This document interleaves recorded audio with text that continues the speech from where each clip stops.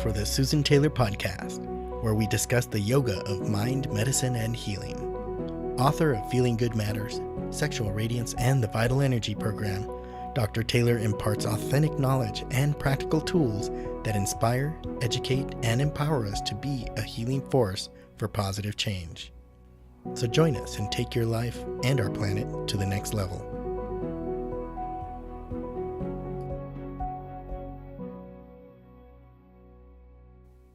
Hello and welcome to Podcast 58, 8 Steps to Emotional Balance.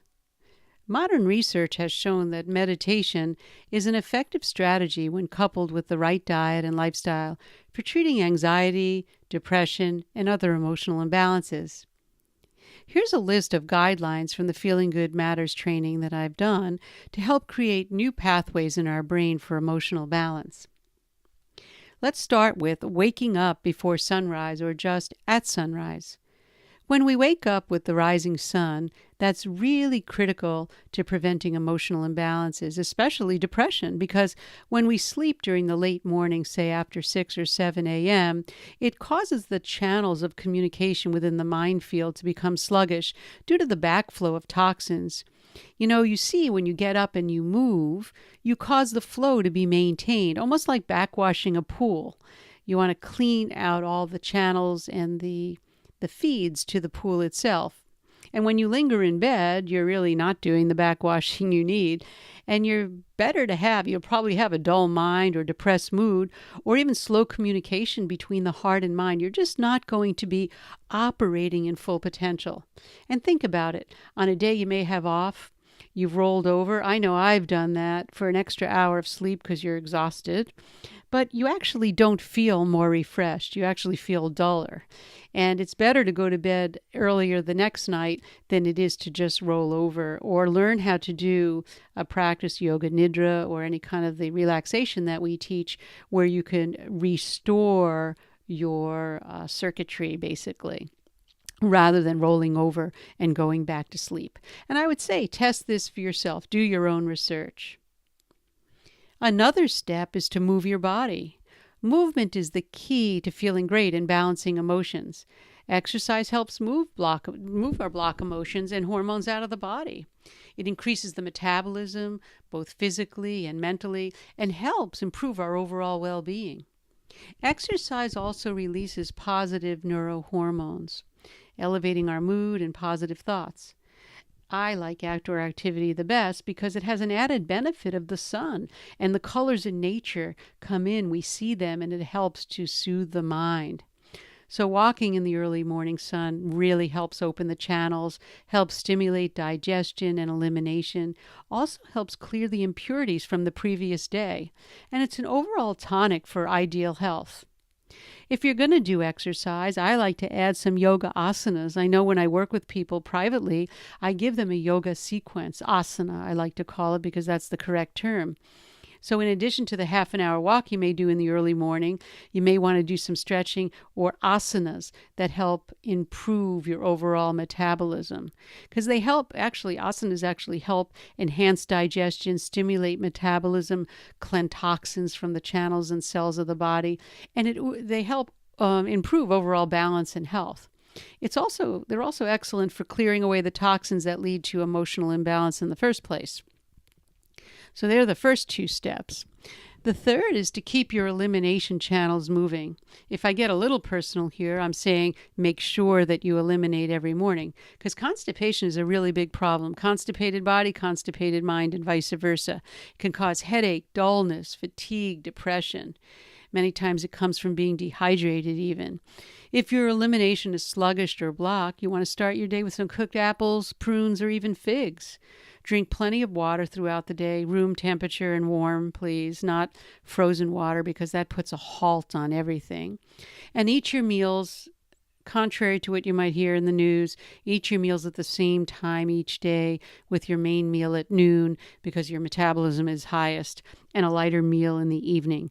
And that early morning walk will go even further a longer way towards making your elimination regular as well. The next is to eat qualities of food that are in tune with your metabolic clock. I've talked enough about high quality foods in many podcasts, but I would just like to remind you, you have to eat high quality foods. They should be natural, unprocessed, and contain more of nature's intelligence when they are unprocessed. And I don't mean raw necessarily, I mean just clean food. You have to know where it's been grown, how it's harvested. It takes a little bit of effort, but once you get into that sync of how that works, it's quite nice, and you will bring more intelligence into the cells of your body, because highly intelligent food that's really coming from nature is digested quickly and in the body, and it also creates balanced energy. Remember, balanced energy is the product of good digestion that creates those stable emotions and that sense of bliss, happiness, and feeling good, right? You could add some spices to the quality of foods. I've talked about spices before. Black pepper is one of my favorite because it actually improves physical and mental digestion and helps improve the coordination between different functions of the mind. But there are other spices to enhance digestion and balance emotions. Another step is to learn to breathe correctly. Learning to breathe correctly means learning how to use your diaphragm, that muscle that's contained within the body. Learning how to breathe using that muscle is key to a balanced emotion. Without that, you cannot have balanced emotion. And once you learn that skill, you can do gentle breathing exercises such as pranayama, meaning alternate nostril breathing, anything that starts working with those energy channels of vitality. So keep that in mind. And learning how to breathe correctly is the key to emotional balance. It clears our mind, it helps our thinking, and it helps balance emotion. And as I said, my favorite one is alternate nostril breathing, but I don't teach that until someone really learns breathing diaphragmatically. People can learn from skilled practitioners, yoga therapists, or people that really know how to embrace that and know what it is, or maybe even a respiratory therapist, or someone who's skilled. I know that I teach people, I work with them even on Skype if they can't find someone in their area, but many times I try to help them find someone that can just work with them and learn how to do that. Another step is to practice positive being.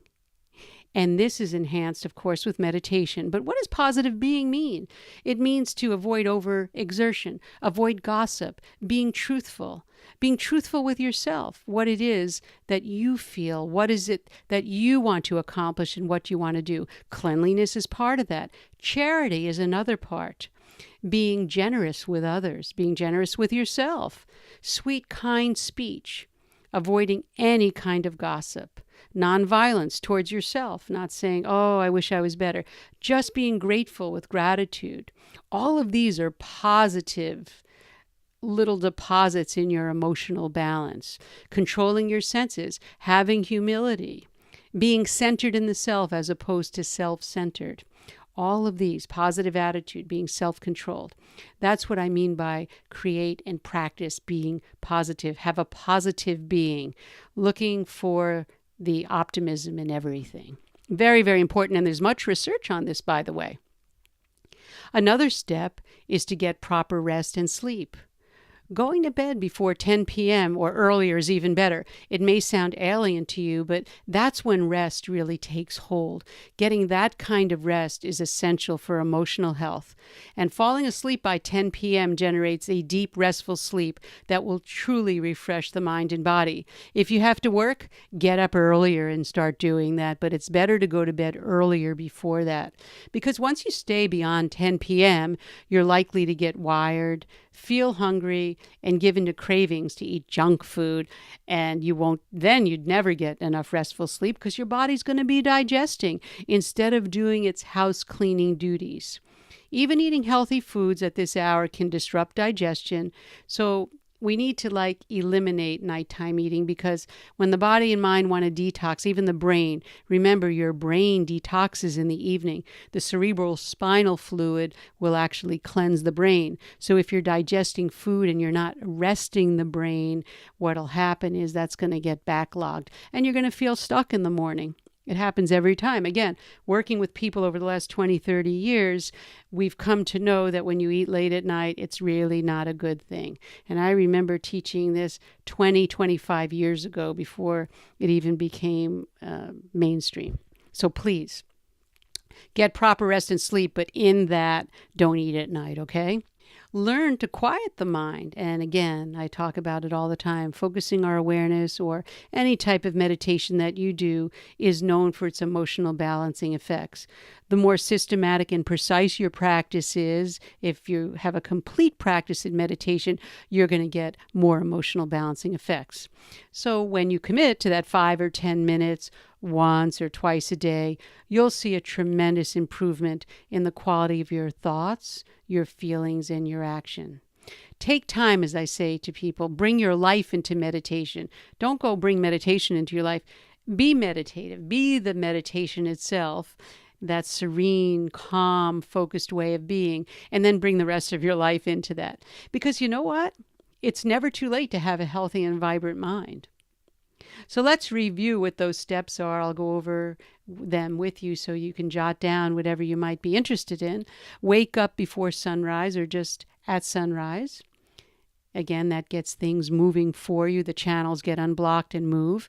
And then move your body. Even if you do a walk, a few stretches, just get the body moving. Keep your elimination channels moving, and you can do that with having even warm water in the morning with a little bit of lemon. Just get that happening. Get into that habit. Eat quality of foods that are in tune with your metabolic clock. Learn to breathe correctly. What I mean by that is, please, if there's anything you get from this, is learn to breathe diaphragmatically. Practice positive being. The best thing to even do with that, don't ever speak negatively about anything or anyone. That's a first step. Just try that habit for a week. Even if you're tempted to say, somebody did something, you want to complain. Just don't allow yourself to do that. And you'll see a tremendous benefit in how your emotional quality, you'll suddenly become very happy, and you'll get stronger and stronger, and that'll build upon itself.